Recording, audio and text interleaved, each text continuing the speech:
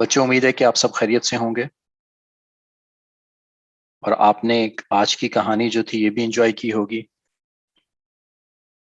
پیارے بچوں، اب سیشن شروع ہوتا ہے 10 سے 14 سال کے بچوں کا، لیکن ابھی سب سے پہلے ان بچوں کے نام جنہوں نے کام بھیجا، چھوٹے بچوں نے گور بھائی کے پروگرام میں جو بھیجتے ہوتے ہیں، اور ابھی تک ہم آپ کی پوزیشنز طے نہیں کر سکے لیکن نام آپ کو بتا رہے ہیں۔ ایک تو وجہ یہ رہی کہ کچھ ریزلٹس ہمیں بہت دیر سے ملے، اور دوسری بات یہ ہے کہ ہمیشہ چونکہ آپ بچوں کی محنت اور کمپٹیشن ماشاءاللہ اتنا اچھا ہوتا ہے کہ مجھے اس میں کچھ وقت لگے گا آپ کی پوزیشنز طے کرنے میں، لیکن یہ ہے کہ آج شام کو ہی جب ہم آپ سے شیئر کریں گے پریزنٹیشنیں بھی اور آج کے جو ویڈیو ریکارڈنگ ہے، اس کے بعد اس کے ساتھ ساتھ آج ہم آپ سے آپ کے نام بھی شیئر کریں گے، اور اس انتظار کے لیے ایک آپ کو تھوڑا سا گفٹ بھی دیں گے کہ ہم بچوں کو ساتھ میں آج سرٹیفکیٹ کی شکل میں آپ کی پوزیشن ایشو کریں گے تاکہ آپ اس کو اپنے پاس پرنٹ کر سکیں یا کم از کم اس کی تصویر لے سکیں۔ لیکن سب سے پہلے ہم بچوں کے نام بتا دیتے ہیں جن کا کام ہمیں موصول ہو چکا ہے اور جس پہ ہم کام کر رہے ہیں۔ تو ہمارے پاس کام آیا ہے فاطمہ شہزاد کا، جو کہ 11 سال کی ہیں۔ دروشیف بھی آیا ہے ان کا، عائشہ شہزاد کا کام آیا ہے، اور ان کے بھی دروشیف کی تفصیلات ہمیں موصول ہو گئی ہیں۔ ان کے سورہ معون کی جو ہے قرات بھی ہمیں موصول ہوئی ہے، عائشہ کی موصول ہو چکی ہے۔ سید معیز الحق کا کام ہمارے پاس آ چکا ہے اور ہم اس کو بھی ابھی دیکھیں گے بیٹھ کے۔ محمد داؤد، جن کا کام ہمیشہ بہت اچھا آتا رہتا ہے، یہ بھی ہمارے ساتھ ہیں، اور ان کا کام پہ بھی آج ہم پورا غور کر کے پھر بتائیں گے کہ کون کس پوزیشن پہ آ رہا ہے۔ اس کے بعد ہمارے پاس کام آیا ہے فاطمہ بنت جواد سے، تو ان کا بھی درود شریف، نمازیں اور باقی تفصیلات ہمیں مل چکی ہیں۔ اور اس کے بعد ہمارے پاس جو ہے وہ عائشہ بنت جواد ہیں، تو ان سب کے کام ہمیں مل چکے ہیں۔ پوزیشنز آج شام کو ہم آپ کو سرٹیفکیٹ کی شکل میں جو ہمارا واٹس ایپ گروپ ہے اس کے اوپر شیئر کر لیں گے۔ اس کے ساتھ ہی بچوں ہم شروع کرتے ہیں ہم اگلا سیشن جو کہ 10 سے 14 سال کے بچوں کا ہے، اور جیسا کہ آپ کو معلوم ہی ہے کہ نومبر کا مہینہ چل رہا ہے جو کہ تقریباً اختتام پذیر ہے، تو اس میں بھی ہم علامہ محمد اقبال رحمہ اللہ کے بارے میں تھوڑی سی بات کریں گے، اور پھر یہ دیکھتے ہیں کہ آج کے سیشن میں اسپیسیفکلی، یعنی کہ خصوصاً آج کا جو سیشن ہے اس میں مختصر دہرائی کے بعد آج ہم کیا سیکھیں گے۔ تو بچوں، آج ہمیں سیکھنا ہے کائنات پر غور و فکر، اور اس کے فوائد کیا ہیں۔ سچائی کی تلاش، یعنی کہ جو دنیا میں سب سے بڑی سچائی ہے کہ اللہ کا ایک ہونا، نبیوں کا ہونا اور رسول پاک صلی اللہ علیہ وسلم کا آخری نبی ہونا، اس کی متعلق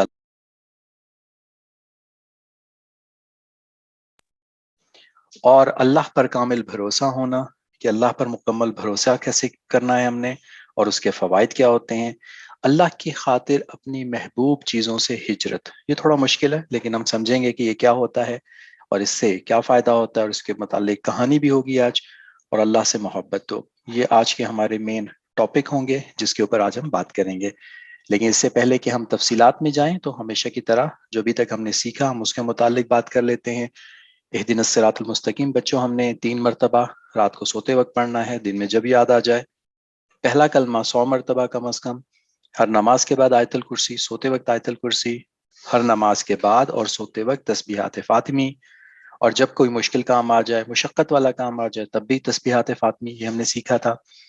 استغفار کم از کم 100 بار صبح اور شام، اور اس کے بعد درود شریف جو کہ کم از کم 100 مرتبہ اور زیادہ سے زیادہ جتنا ہو سکے، اور ابھی بچوں کے ماشاءاللہ ہمیں درود شریف کی تعداد موصول ہو رہی ہے جو کہ ماشاءاللہ بہت بہت انکریجنگ ہے، جس کو دیکھ کے بہت زیادہ خوشی ہو رہی ہے کہ بچے جو ہیں وہ اس چیز کو کتنا سیریس لے رہے ہیں اور ہمیں اپنا درود شریف مسلسل بھیج رہے ہیں۔ اللہ تعالیٰ سب کی ایفرٹس کو، سب کے کاوشوں کو قبول فرمائے۔ اس کے بعد بچوں آج ہم ایک نئی بات سیکھنے کی کوشش کریں گے، وہ یہ ہے کہ دن میں جب بھی یاد آ جائے اپنے لیے اور پوری امت کے لیے، پورے مسلمانوں کے لیے ہم دعا کریں گے کہ ہم سب پورے کے پورے اسلام پہ آ جائیں۔ تو ایک چھوٹی سی دعا ہے، جب بھی یاد آ جائے بچوں چلتے پھرتے ہمیں کر لینی ہے۔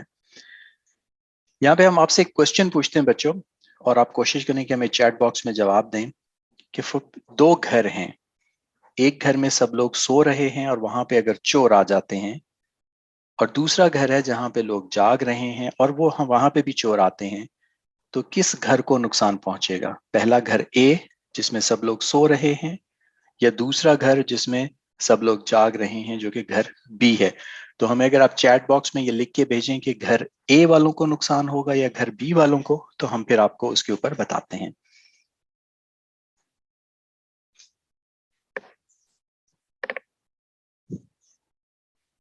ہم دہرا دیتے ہیں، گھر اے والے سو رہے ہیں، گھر بی والے جاگ رہے ہیں، کس کو نقصان ہوگا، گھر اے کو کہ بی کو؟ تو جس کو نقصان ہوگا بچوں وہ ہیں گھر اے والے، ان کو نقصان ہو جائے گا کیونکہ وہ تو سو رہے تھے نا۔ تو اس پہ ہم آپ کی توجہ اس بات پہ دلوانا چاہ رہے تھے بچوں کہ جو ذکر کرتا ہے نا، اس کی مثال ایسے ہوتی ہے جیسے وہ جاگ رہا ہوتا ہے، جیسے وہ زندہ ہوتا ہے۔ اور یہ جو ہم آپ کو مسلسل بتاتے رہتے ہیں ذکر کی چیزیں، سنتوں کے طریقے، اس سے کیا ہوتا ہے کہ ہم لوگ جو ہے وہ بیدار رہتے ہیں، ہمارے دل بیدار رہتے ہیں، تو شیطان ہم پہ حملہ نہیں کر سکتا، شیطان ہمارے اوپر قابو نہیں پا سکتا۔ لیکن جب ہم لوگ یہ نہیں کریں گے تو شیطان جو ہے ہمارے اوپر قابو پا لیتے۔ تو شیطان ایک چور ہے، وہ جب حملہ کرے گا جب ہم غافل ہو جائیں گے، جب ہم سو رہے ہوں گے۔ تو بچوں اگر آپ یہ چھوٹی چھوٹی سنتیں جو کہ بتا رہے ہیں ہم آپ کو، دعائیں جو کہ بتا رہے ہیں، سنت کے طریقے، یہ عمل کریں گے تو انشاءاللہ آپ کے دل جو ہے وہ بیدار رہیں گے، یعنی کہ وہ الرٹ رہیں گے، اور شیطان پھر آپ کے اوپر حملہ نہیں کر سکے گا۔ شیطان ہر وقت جو ہے اس خیال میں رہتا ہے کہ کب ہم غافل ہوں اور کب جو ہے وہ آپ کے اوپر جو ہے وہ قابو پا سکے۔ تو اس کے ساتھ بچوں آپ کو یہ دعائیں بھی یاد کرنی ہے، اور یہ دعا آپ کرتے رہیے گا کہ دن میں جب بھی یاد آ جائے کہ ہم سب اسلام کے اوپر پورے کے پورے داخل ہو جائیں، اور پوری امت مسلم یعنی کہ رسول پاک صلی اللہ علیہ وسلم کی امت کے جتنے لوگ ہیں وہ بھی اسلام کے اندر پورے کے پورے داخل ہو جائیں۔ اسی کے اوپر قرآن شریف میں بھی آتا ہے نا، ادخلوا فی السلم کافہ، کہ اسلام کے اندر پورے کے پورے داخل ہو جاؤ۔ تو اللہ تعالی ہم سب کو پورا کا پورا مسلمان اور بہترین مسلمان بنا دے۔ اس کے بعد بچوں، ہر کام سے پہلے اللہ سے خیر کی دعا کرنا، جو کہ ہم نے ہیبٹس میں پڑھا تھا، تحفے دیتے رہنا، سلام کرنا جو کہ جنت والوں کا بھی طریقہ ہوگا کہ سلام کریں گے، سنت کے مطابق روز کے کام کرنا، روزمرہ کے کام کرنا۔ آج ہم نے سنت سیکھی لباس پہننے کی، لباس اتارنے کی، کوشش کریں اس کے اوپر بھی عمل ہو جائے۔ جانور اللہ کی مخلوق ہیں، جاندار اللہ کی مخلوق ہیں، ان کا خیال رکھیں۔ آس پاس جو لوگ کمزور ہیں ان کا خیال کریں، ان کی مدد کریں، سب سے بڑے اچھے طریقے سے ملیں، خوش اخلاقی سے ملیں، کسی کا مذاق نہ اڑائیں، کیونکہ اس سے تکبر پیدا ہوتا ہے۔ اور یہ کام جو ہے بچے اپنے والدین کی نگرانی میں کرتے رہیں گے۔ اس کے بعد بچوں ہمارا نومبر کے حوالے سے علامہ محمد اقبال رحمہ اللہ کا جو پیغام بچوں کے نام ہے اس کے اوپر سلسلہ چل رہا تھا، تو ہمیں کچھ بچوں نے علامہ اقبال کا جو خطاب جوانان اسلام ہے اس کا مرکزی خیال یعنی کہ اس کا سینٹرل آئیڈیا لکھ کے بھیجا ہے۔ تو یہ ایک بچے کا کام ہمارے سامنے ہے، فاطمہ شہزاد کا، جس میں انہوں نے بتایا ہے کہ علامہ اقبال نے ہمیں یہ بتانے کی کوشش کی ہے کہ ہم لوگ کون تھے، ہمارا پاسٹ، ہمارا ماضی کیا تھا، ہمارے بڑے کون تھے، اور اس کو بتا کے وہ بتانے کی کوشش کر رہے ہیں کہ جو ہے تمہیں اپنے یعنی کہ ہم سب لوگوں کو اپنے ماضی پہ فخر ہونا چاہیے، اپنے اوپر اعتماد ہونا چاہیے۔ فخر سے مراد یہاں پہ اعتماد ہے، ہمیں اپنی صلاحیتوں کے اوپر اعتماد ہونا چاہیے، اپنے بڑوں کے، اور اس صلاحیتوں کی وجہ سے ایک پلیٹ فارم اویلیبل ہے ہمارے پاس، ایک ایسی جگہ ہے جہاں سے ہم کام کا آغاز کر سکتے ہیں، یعنی کہ ہم ایسے قوم سے تعلق نہیں رکھتے جن کے ماضی میں کچھ بھی نہیں تھا۔ ہمارا ماضی اتنا شاندار ہے کہ اس کو بیس بنا کے، اس کو سٹارٹ کر کے ہم زندگی کے اندر بہت زیادہ ترقی کر سکتے ہیں۔ اور مسلمان ہونے کے ناطے ہمارا یقین ہے کہ ہم نے نہ صرف اس زندگی میں بلکہ اس سے زیادہ جو آنے والی زندگی ہے اس کے اوپر کوشش کرنی ہے، اور ان دونوں میں ہمیں کامیابی ہوگی۔ اسی کے اوپر بچوں کو دعا بھی ہے نا، ربنا آتنا فی الدنیا حسنۃ وفی الآخرۃ حسنۃ وقنا عذاب النار، کہ اللہ دنیا بھی بہترین فرما دے اور آخرت بھی۔ فاطمہ شہزاد نے ہمیں مزید برآں کلام اقبال جو کہ بال جبریل سے لیا ہے وہ بھی شیئر کیا، تو اس کا ہم جو لاسٹ شیئر ہے وہ پڑھنے کی کوشش آپ کے ساتھ کرتے ہیں۔ اے لا الہ الا اللہ کے وارث، باقی نہیں ہے تجھ میں انداز دل برانہ، کردار قائدانہ، غافل نہ ہو خودی سے کہ اپنی پاسبانی، شاید کسی حرم کا تو بھی ہو آستانہ۔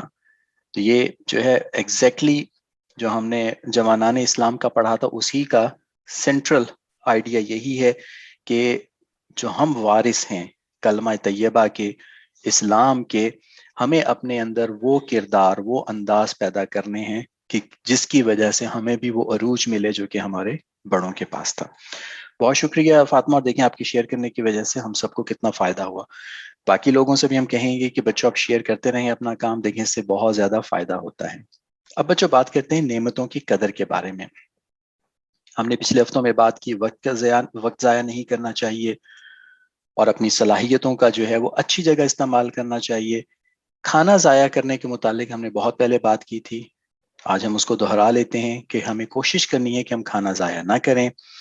اور اگر دسترخوان یا میز پر جب کھانے بیٹھیں تو کوشش پہلے تو کریں کہ کچھ نہ گرے، یعنی کہ بہت ہی تہذیب سے، بڑے ہی اچھے طریقے سے کھانا کھایا جائے، ٹھہر کے کھانا کھایا جائے، افراتفری میں نہ کھایا جائے، ہرس میں نہ کھایا جائے، بہت ہی پرسکون اور آہستہ طریقے سے اعتماد کے ساتھ کھایا جائے کہ کھانا جو ہے وہ طریقے سے استعمال ہو اور نیچے نہ گرے. لیکن پھر بھی کچھ گر جائے تو اس کو صاف کر کے ہم نے کھا لینا ہے.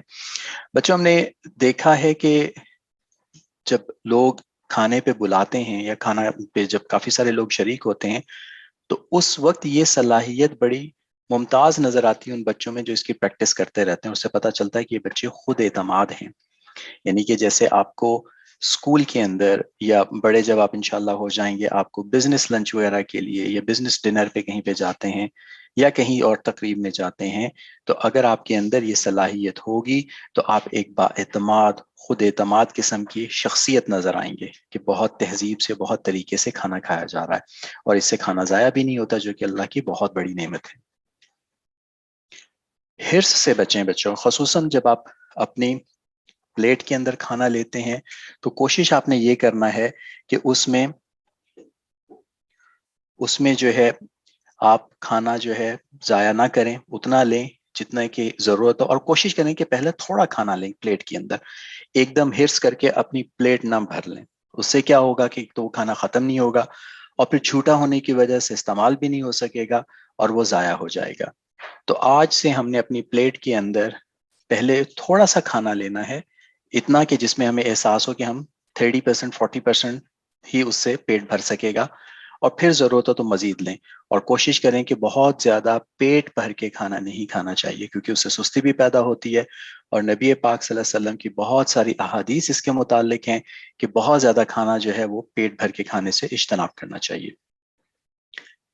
اس کے بعد بچوں جو ہمارا سلسلہ چل رہا ہے، جو کہ علامہ محمد اقبال کے 5 اشعار کی تشریح تھی اور نظم کا مرکزی خیال ہے، یہ جو ہے جاری رہے گا انشاءاللہ اگلے ہفتے. اور اگلے ہفتے بھی ہمیں انتظار رہے گا مزید بچوں سے کہ آپ ہمیں یہ نظم کا مرکزی خیال لکھ کے بھیجیے گا. وضو کا شوق کیسے پیدا کیا جائے، اس کے بارے میں پچھلے ہفتے بہت تفصیل سے بات ہوئی، اور کچھ والدین کی طرف سے ہمیں مزید جو ہے وہ اس کے اوپر موصول بھی ہوئی، ان کا فیڈ بیک بھی ملا. بڑا اچھا لگا سن کے کہ بچوں کے اندر اس کے متعلق کچھ نہ کچھ شوق پیدا ہوا. اسی کے بارے میں ایک بچے نے ہمیں وضو کے بارے میں ایک چھوٹی سی سٹوری بھی شیئر کی، تو ہم جلدی سے وہ آپ کو اس کا سینٹرل آئیڈیا، اس کا مرکزی خیال بتا دیتے ہیں. کہ ایک فارنر نے، ایک باہر کے ملک کے اندر کسی نے وضو کرتے دیکھا، تو انہوں نے ایک سوال بڑا عجیب سا کیا کہ کیا آپ کے ملک میں پاگل خانے ہیں؟ تو انہوں نے کہا کہ ہاں بہت کم ہیں.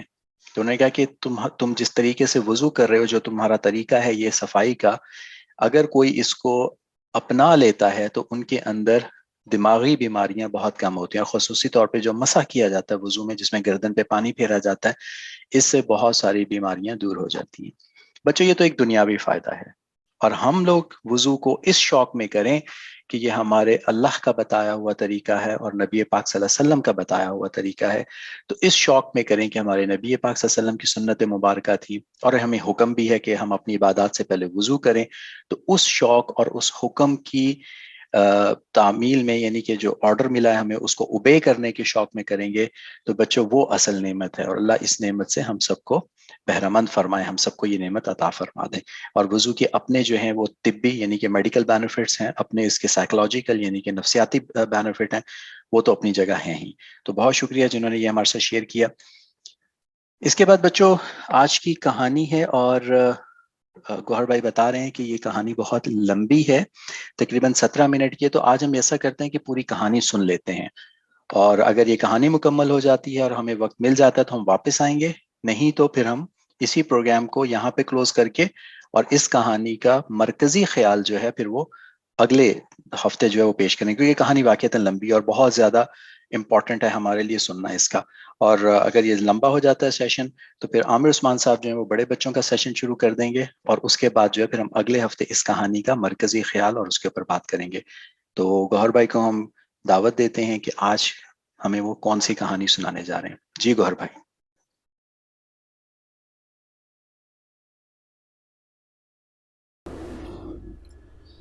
پیارے بچوں، ایک بار پھر السلام علیکم ورحمۃ اللہ وبرکاتہ.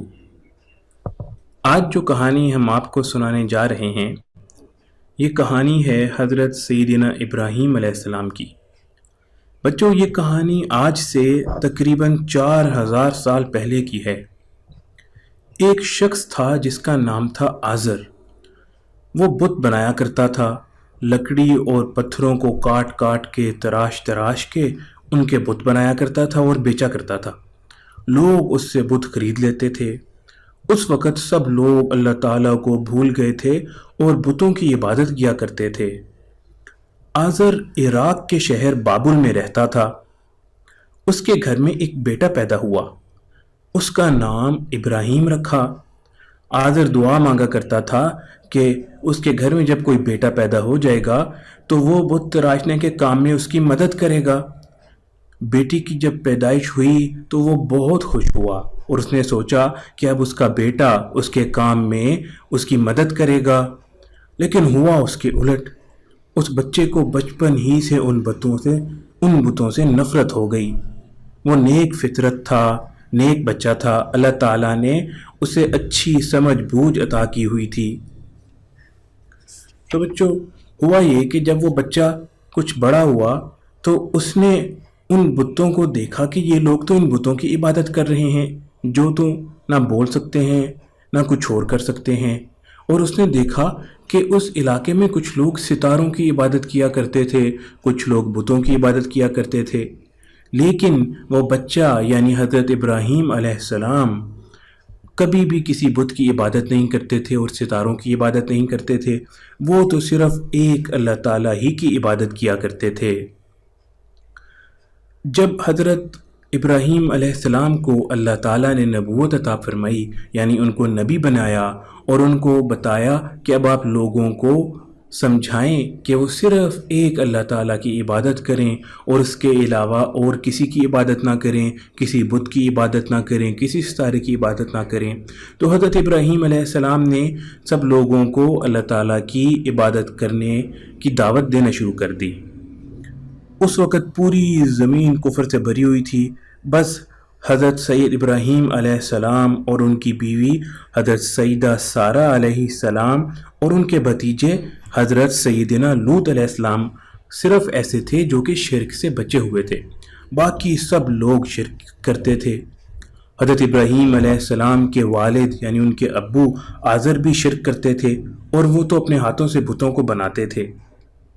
حضرت ابراہیم علیہ السلام نے ان کو بتایا کہ دیکھو، یہ بت تمہاری روزی کے مالک نہیں ہیں، یہ تمہیں کھانا نہیں دیتے ہیں، بلکہ تم تو اللہ تعالیٰ کی عبادت کرو جو تمہیں کھانا دیتا ہے، جس کی طرف ہم نے جانا ہے، جس نے ہمیں پیدا کیا ہے. جب حضرت ابراہیم علیہ السلام نے اپنے ابو یعنی آزر سے کہا کہ آپ ان بتوں کو اپنا خدا کیوں مانتے ہیں، آپ تو بہت بڑی گمراہی کر رہے ہیں، دیکھیں آپ نے ان کو اپنے ہاتھ سے بنایا ہے اور آپ ان کی عبادت کرتے ہیں، تو یہ تو کوئی آپ کی بات سن بھی نہیں سکتے. بھلا ایسے کیسے ہو سکتا ہے کہ جو چیز آپ نے اپنے ہاتھ سے بنائی ہو اسی کی آپ عبادت کر لیں؟ عبادت تو ہمیں صرف ایک اللہ تعالیٰ کی کرنی چاہیے. حضرت ابراہیم علیہ السلام اپنے باپ آزر کو سمجھاتے رہے، لیکن وہ بہت غصے میں آ گئے، اور جب وہ غصے میں آ گئے تو انہوں نے حضرت ابراہیم علیہ السلام کو کہا کہ تم میرے سے دور ہو جاؤ، آج سے تم میرے پاس نہ آیا کرو، تم میرے بتوں کو اور جس کو ہمارے باپ دادا پوجا کرتے تھے، جس کی عبادت کرتے تھے، ان کو برا بھلا کہتے ہو، تم دور ہو جاؤ ہمارے سے. تو حضرت ابراہیم علیہ السلام کو اس کے اوپر بہت دکھ ہوا. انہوں نے کہا کہ لیکن میں اللہ تعالیٰ سے آپ کی ہدایت کی دعا کرتا رہوں گا. اس کے بعد کیا ہوا؟ حضرت ابراہیم علیہ السلام نے سوچا کہ لوگوں کو میں ایک عجیب طریقے سے، ایک مختلف طریقے سے دعوت دیتا ہوں. جب سب لوگ ایک مرتبہ باہر اکٹھے ہوئے تھے اور ایک بہت ہی چمکدار قسم کا ستارہ نکلا ہوا تھا. اس ستارے کے لوگ عبادت کر رہے تھے, اس کو سجدہ کر رہے تھے. تو حضرت ابراہیم علیہ السلام ان کے پاس گئے تو انہوں نے کہا اچھا تو یہ ہے میرا رب. تو اس کے بعد کچھ دیر بعد وہ جب ستارہ چھپ گیا, چلا گیا, غروب ہو گیا, تو حضرت ابراہیم علیہ السلام نے فرمایا کہ میں تو ڈوب جانے والوں کو پسند نہیں کرتا, ستارہ تو ڈوب گیا یعنی چلا گیا ہے, غروب ہو گیا ہے. اس کے بعد جب چاند نکلا تو انہوں نے فرمایا اچھا تو یہ ہے میرا رب, کیونکہ چاند تو ستارے سے بڑا تھا دیکھنے میں. کچھ دیر بعد چاند بھی غروب ہو گیا, چھپ گیا. تو حضرت ابراہیم علیہ السلام نے فرمایا کہ اگر میرے رب نے مجھے سیدھی راہ نہ دکھائی تو میں تو گمراہی میں پڑ جاؤں گا, کیونکہ یہ تو چاند بھی غروب ہو گیا ہے. اور آپ کا مطلب یہ تھا کہ جو ڈوب جانے والی چیزیں ہوتی ہیں وہ کیسے ہمارا خدا ہو سکتی ہیں, کیسے ہمارا رب, ہمارا اللہ ہو سکتی ہیں. ہمارا اللہ تو ہمیشہ سے ہے اور ہمیشہ رہے گا, اس نے ہی سب چیزوں کو پیدا کیا ہے. اس کے بعد جب صبح ہوئی اور سورج نکلا تو حضرت ابراہیم علیہ السلام نے فرمایا کہ یہ سب سے بڑا ہے, یہ ہے میرا رب. اور جب سورج بھی غروب ہو گیا تو سیدنا ابراہیم علیہ السلام نے لوگوں کو کہا کہ دیکھو جس چیز کی تم عبادت کرتے ہو یہ تو شرک ہے, جس کو تم اللہ تعالیٰ کے ساتھ شریک کرتے ہو, میں تو اس سے بری ہوں, یعنی میں تو ان کی عبادت نہیں کرتا, میں تو کسی ستارے کی عبادت بھی نہیں کرتا, چاند کی عبادت بھی نہیں کرتا اور سورج کی عبادت بھی نہیں کرتا, کیونکہ یہ تو غروب ہو جاتے ہیں. اس طرح حضرت ابراہیم علیہ السلام نے لوگوں کو سمجھانے کی کوشش کی. ان کو پتہ تو تھا ہی کہ یہ رب نہیں ہے, لیکن انہوں نے لوگوں کو سمجھانے کے لیے یہ طریقہ اپنایا, لیکن لوگوں نے پھر بھی ان کی بات نہ مانی. اس کے بعد حضرت ابراہیم علیہ السلام ان لوگوں کے پاس گئے جو بتوں کی عبادت کرتے تھے. ان سے جا کے حضرت ابراہیم علیہ السلام نے پوچھا کہ تم کس کی عبادت کرتے ہو؟ وہ کہنے لگے ہم بتوں کی عبادت کرتے ہیں.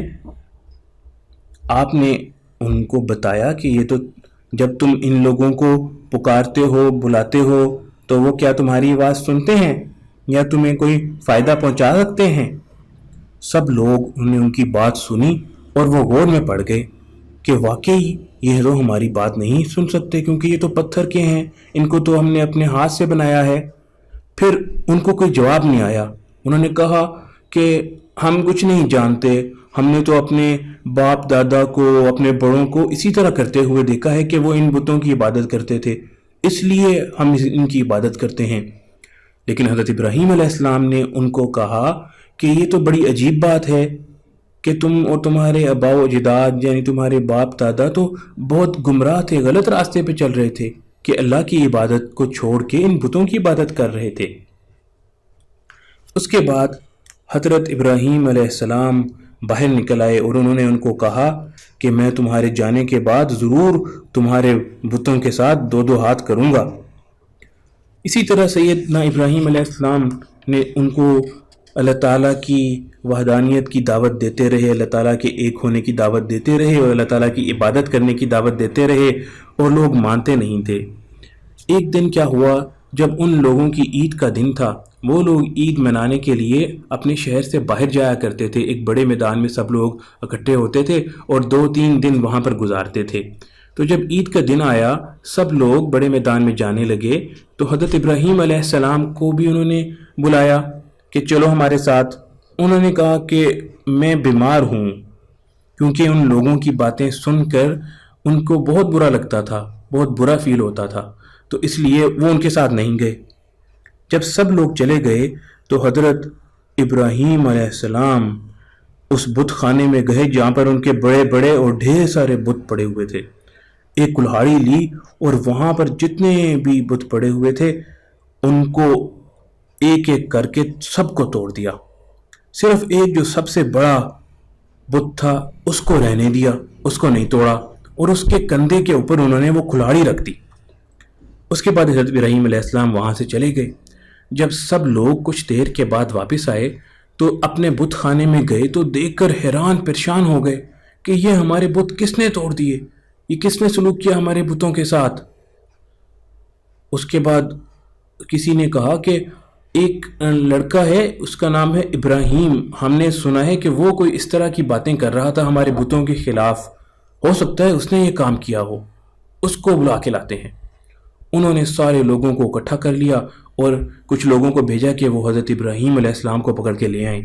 لوگ گئے اور حضرت ابراہیم علیہ السلام کو پکڑ کے لے آئے اور سب کے سامنے ان کو پیش کیا گیا اور ان سے پوچھا کہ بتاؤ ہمارے یہ بتوں اور معبودوں کے ساتھ یہ کام تم نے کیا ہے؟ حضرت ابراہیم علیہ السلام نے کہا کہ ان کے بڑے سے پوچھو، یہ جو بڑا ہے جس کے اوپر کندھے کے اوپر کھراڑی پڑی ہوئی ہے، کہ اس نے تو نہیں کیا یہ؟ اگر یہ بول سکتا ہے تو اس سے پوچھ لو۔ تو قوم سب حیرت میں چلی گئی، ایک دم سب حیرت زدہ ہو گئے۔ کافی دیر تک انہیں کوئی جواب سمجھ نہیں آیا، سر جھکائے سوچتے رہے۔ پھر انہوں نے کہا کہ یہ تو تمہیں بھی پتا ہے کہ یہ بولنے چالنے والے نہیں ہیں، یہ بول نہیں سکتے۔ اس وقت پھر حضرت ابراہیم علیہ السلام نے ان کو کہا کہ اگر یہ بول نہیں سکتے تو پھر تم اللہ کو چھوڑ کر ایسی چیزوں کی کیوں عبادت کرتے ہو جو تمہیں نہ کچھ فائدہ دے سکتے ہیں اور نہ نقصان پہنچا سکتے ہیں؟ ان کو چھوڑ کے صرف اللہ کی عبادت کرو۔ یہ تو بہت کم عقلی والی بات ہے کہ تم ان پتھروں کی عبادت کرتے ہو جن کو تم نے اپنے ہاتھ سے بنایا ہے۔ اس زبردست جواب کو سن کر ان کی قوم کو چاہیے تو یہ تھا کہ اللہ تعالیٰ پر ایمان لے آتی، لیکن ہوا اس کے الٹ۔ ان لوگوں نے حضرت ابراہیم علیہ السلام کو سزا دینے کا فیصلہ کر لیا تاکہ اپنے بے بس معبودوں کا انتقام لے سکیں اور بدلہ لے سکیں حضرت ابراہیم علیہ السلام سے کہ انہوں نے ہمارے بتوں کو کیوں توڑا ہے۔ تو سب لوگوں نے مل کے فیصلہ کیا کہ حضرت ابراہیم علیہ السلام کو آگ کے اندر ڈال دیتے ہیں، ان کو جلا دیتے ہیں۔ انہوں نے مشورہ کیا، کسی نے کہا کہ ایک بڑی سی عمارت بنائیں اور پھر اس کے اندر آگ جلائیں اور اس کے اوپر سے حضرت ابراہیم علیہ السلام کو آگ میں ڈال دیں۔ کسی نے کوئی اور مشورہ دیا۔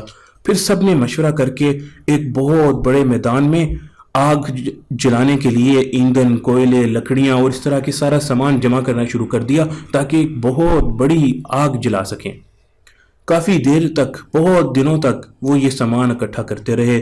بہت دن بعد جب بہت سا سامان جمع ہو گیا تو انہوں نے ایک آگ جلائی اور وہ بہت بڑی آگ تھی، اتنی بڑی آگ تھی کہ اس کے قریب بھی کوئی نہیں جا سکتا تھا۔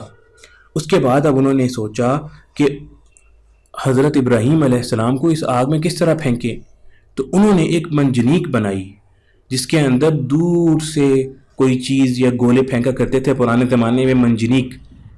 تو انہوں نے منجنیق بنائی اور اس کے اندر حضرت ابراہیم علیہ السلام کو رکھا اور آگ کے اندر دور سے پھینک دیا۔ جیسے ہی حضرت ابراہیم علیہ السلام کو انہوں نے آگ میں پھینکا تو حضرت ابراہیم علیہ السلام نے اللہ تعالیٰ پر توکل کیا اور انہوں نے فرمایا کہ حسبنا اللہ و نعم الوکیل، کہ میرے لیے تو اللہ ہی کافی ہے اور وہی بہترین کارساز ہے، بہترین مدد کرنے والا ہے۔ یعنی انہوں نے اللہ تعالیٰ سے مدد مانگی۔ اس کے بعد اللہ تعالیٰ نے آگ کو حکم دیا کہ اے آگ تم حضرت ابراہیم علیہ السلام کے لیے ٹھنڈی ہو جاؤ اور سلامتی والی ہو جاؤ۔ آگ نے اللہ تعالیٰ کے حکم کی اطاعت کی، اللہ تعالیٰ کا حکم مانا اور حضرت سیدنا ابراہیم علیہ السلام کو بالکل بھی کوئی تکلیف نہیں ہوئی۔ کہا جاتا ہے کہ حضرت ابراہیم علیہ السلام کی جو صرف رسیاں تھیں جن سے ان لوگوں نے ان کو باندھا تھا، آگ نے صرف ان رسیوں کو جلایا، اس کے علاوہ حضرت ابراہیم علیہ السلام کو اس آگ نے بالکل بھی نہیں جلایا، یہاں تک کہ حضرت ابراہیم علیہ السلام بالکل ٹھیک ٹھاک آرام سے اس آگ سے باہر نکل آئی۔ یہ حضرت ابراہیم علیہ السلام کا معجزہ تھا جو اللہ تعالیٰ نے ان کو دیا تھا۔ تو بچوں، جب حضرت ابراہیم علیہ السلام اس آگ کے اندر تھے تو جتنے بھی جانور تھے وہ سب اس آگ کو بجھانے کی کوشش کر رہے تھے، صرف ایک جانور کے، اور وہ ایک جانور تھا چھپکلی۔ وہ چھپکلی اس آگ کو پھونکے مارتی تھی تاکہ یہ آگ اور تیز ہو۔ اسی لیے ہمیں بتایا گیا ہے کہ جہاں پر ہمیں چھپکلی ملے تو ہم نے اس کو مار دینا چاہیے۔ چھپکلی کو مارنے میں کوئی مسئلہ نہیں ہے، بلکہ حدیث میں آتا ہے کہ اس کو مارنے سے ثواب ملتا ہے۔ تو صرف کیونکہ چھپکلی جو تھی یہ حضرت ابراہیم علیہ السلام کی آگ کو اور بڑھا رہی تھی، باقی ساری جانور تو اس کو ختم کرنے کی کوشش کر رہے تھے۔ اس کے بعد جب حضرت ابراہیم علیہ السلام اس آگ سے نکل آئے تو لیکن لوگوں نے یہ اتنا بڑا معجزہ دیکھا، پھر بھی وہ ایمان نہیں لے کے آئے۔ اس زمانے میں उस इलाके का बादशाह था जिसका नाम था नमरूद। हज़रत इब्राहीम अलैहिस्सलाम उसके पास गए और उसको जाके उन्होंने तबलीग की, उनको दावत दी कि अल्लाह ताला की इबादत करें और ये बुतों की इबादत छोड़ दें। वो बादशाह अपने आप को सबसे बड़ा समझता था, वो अपने आप को मबूद कहता था कि मैं अल्लाह हूँ, और लोगों को कहता था कि मुझे सजदा करो, मेरी इबादत करो। तो हज़रत इब्राहीम अलैहिस्सलाम ने फरमाया कि देखो, अल्लाह ताला तो वो है जो जिंदा करता है और मारता है। तो नमरूद ने कहा कि मैं भी जिंदा करता हूँ, मैं भी मारता हूँ। फिर नमरूद ने दो लोगों को बुलाया जिनको सज़ा मिली हुई थी, उनको मौत की सज़ा मिली हुई थी, उनको कुछ देर बाद फांसी चढ़ा देना था, मार देना था। तो नमरूद ने एक को छोड़ दिया, एक की सज़ा ख़त्म कर दी और एक को मरवा दिया। तो उसने कहा देखो, इन दोनों के ऊपर मौत की सज़ा थी, एक को मैंने छोड़ दिया और एक को मैंने मरवा दिया, तो मैं भी ज़िंदा करता हूँ, मैं भी मारता हूँ। हज़रत इब्राहीम अलैहिस्सलाम ने फरमाया कि मेरा खुदा तो वो है जो कि सूरज को मशरिक से निकालता है और मगरिब में गुरूब करता है। अगर तुम वाकई खुदा हो, अल्लाह हो, तो ऐसा करो कि सूरज को मगरिब से वेस्ट से निकाल दो और गुरूब कर दो, ईस्ट के अंदर उल्टा करके दिखा दो। इसके ऊपर उसका सारा गुरूर खाक में मिल गया, क्योंकि वो ये तो कर नहीं सकता था और उसके पास इसका कोई जवाब नहीं था। लेकिन उसके बावजूद वो हज़रत इब्राहीम अलैहिस्सलाम के ऊपर ईमान नहीं लेकर आया। उसके बाद जब हज़रत इब्राहीम अलैहिस्सलाम ने देखा कि ये लोग तो ईमान नहीं ला रहे, तो उन्होंने उनको छोड़ने का फ़ैसला किया। उसके बाद उनको छोड़ के हज़रत इब्राहीम अलैहिस्सलाम अपनी बीवी हज़रत सईदा सारा अलैहिस्सलाम और अपने भतीजे हज़रत सैयदना लूत अलैहिस्सलाम के साथ बाबुल से शाम की तरफ चले गए और वहाँ जाकर उन्होंने दीन के ऊपर अमल करना शुरू कर दिया और दीन की तबलीग करना शुरू कर दी। तो बच्चों, हज़रत सारा अलैहिस्सलाम जो थी हज़रत इब्राहीम अलैहिस्सलाम की बीवी, उनके घर में कोई बच्चा नहीं था, कोई उनकी औलाद नहीं थी। उन्होंने अल्लाह ताला से दुआ की, फिर अल्लाह ताला ने उनको एक बहुत ही नेक बेटा अता फरमाया और इब्राहीम अलैहिस्सलाम और हज़रत सारा अलैहिस्सलाम के इन बेटे की औलाद में फिर आगे सारे अम्बिया इकराम आए। इसीलिए उसके बाद जितनी भी किताबें नाजिल हुईं, जितने भी नबी आए, वो हज़रत इब्राहीम अलैहिस्सलाम की औलाद में से उन्हीं की नस्ल से आए। तो ये थे हज़रत इब्राहीम अलैहिस्सलाम जो कि अल्लाह ताला के दोस्त थे। इनको खलीलुल्लाह भी कहा जाता है। ये अल्लाह ताला की इबादत करते थे और लोगों को भी अल्लाह ताला की इबादत करने का कहते थे। बच्चों, एक बार फिर अस्सलाम वालेकुम वरहमतुल्लाहि वबरकातुहू। उम्मीद है कि आपको ये बहुत तफसीली कहानी जो है पसंद आई होगी। और सैयदना इब्राहीम अलैहिस्सलाम जो कि हमारे दीन इस्लाम के बहुत बड़े पैगंबर हैं, इनके बारे में आपको कुछ मालूमात मिली। और हज़ूर पाक सल्लल्लाहु अलैहि वसल्लम जो थे हमारे नबी आखिरुज़्ज़मा, ये हज़रत इब्राहीम अलैहिस्सलाम की ही जो है वो एक जो नस्ल है उनकी, जो उनका ख़ानदान है, जो उनकी फैमिली है, उन्हीं से इनका ताल्लुक़ है। और इस वजह से सैयदना इब्राहीम अलैहिस्सलाम को हम जो है वो कुरान पाक में अल्लाह ताला ने भी बताया कि सैयदना इब्राहीम अलैहिस्सलाम हमारे लिए ऐसे ही हैं जैसे कि बाप होते हैं, यानी कि हमारे बड़ों में से हैं। तो इनकी मोहब्बत, इनका एहतराम हमारे दिलों में हमेशा रहता है। और इस एहतराम को बहुत ज़्यादा जानने की कोशिश करनी चाहिए, आपकी शख्सियत के बारे में, और दिलों में बहुत ज़्यादा एहतराम होना चाहिए, क्योंकि हमारी बहुत सारी चीज़ें जो हैं सैयदना इब्राहीम अलैहिस्सलाम से ही हमारे मज़हब पे आई हैं, सुन्नत इब्राहीमी जैसे कहते हैं। तो और आप खलीलुल्लाह भी थे, अल्लाह के दोस्त भी थे। तो प्यारे बच्चों, चूँकि काफ़ी ज़्यादा तफसीलात हैं, तो मेरा ख़्याल है कि हम इस सेशन को आज यहीं पे क्लोज़ करते हैं। और आमिर उस्मान साहब से जो है वो रिक्वेस्ट करते हैं कि वो बड़े बच्चों का सेशन शुरू करें। अगले हफ्ते हम कोशिश करेंगे कि इस कहानी को पहले गौर भाई एक दफ़ा दोहराई कर लेंगे मुख्तसरन, और फिर हम इसको जो है तफसील में आपके सामने बयान करने की कोशिश करेंगे। तो आमिर उस्मान साहब, अगर आप सेशन शुरू कर दें, और छोटे बच्चों से हम यहाँ पे इजाज़त चाहेंगे। अस्सलामु अलैकुम वरहमतुल्लाहि वबरकातुहू।